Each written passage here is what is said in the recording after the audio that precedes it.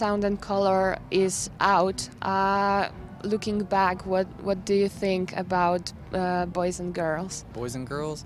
I still love that album. There's a relationship I think that any artist would have with like their first piece that was, you know, in the public eye, I guess. But I'm proud of it, but I'm glad that we've moved on. You know, I feel like we've grown more, and our vision is more artistic. We're better musicians now, better songwriters. So hopefully we'll just continue that and never become like complacent or tired.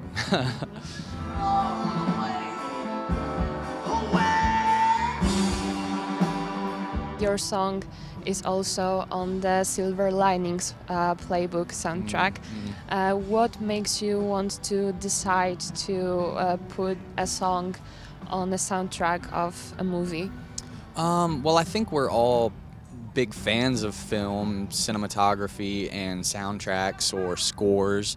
So there's always been that interest, but these opportunities have been, we've been approached by the filmmakers, just expressing interest in our band and wanting to know if we would be interested in writing songs for the film. So they'll invite you to a screening and you come and you watch the movie, and there's no obligation to record anything if you don't want to, but it's just a way to see if you would be interested. And there's been more opportunities than just those two films, but with touring and scheduling and sometimes we just don't get a chance to do all of them. But those were two that we liked the movies.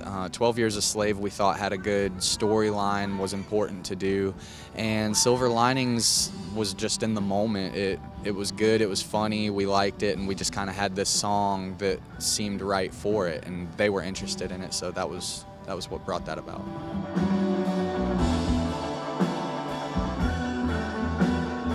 You used to cover songs by people like Led Zeppelin, AC/DC.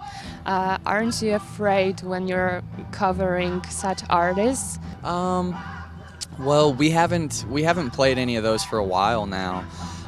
But when we did, it's kind of another thing that's just in the moment and you feel it out. You know, we're confident enough in our playing and Brittany and her singing that that we were okay performing it. And you're right, it's not the same, but it's just our interpretation, and it's pretty close. But it's just fun, and you do what you think feels good, and sometimes it comes across, other times maybe not so much, but it's still fun to do. It's fun to try, so yeah, it's just fun.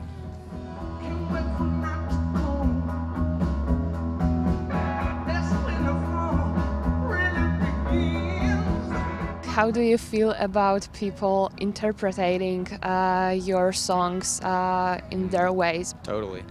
I think that's the good thing about music and art, you know.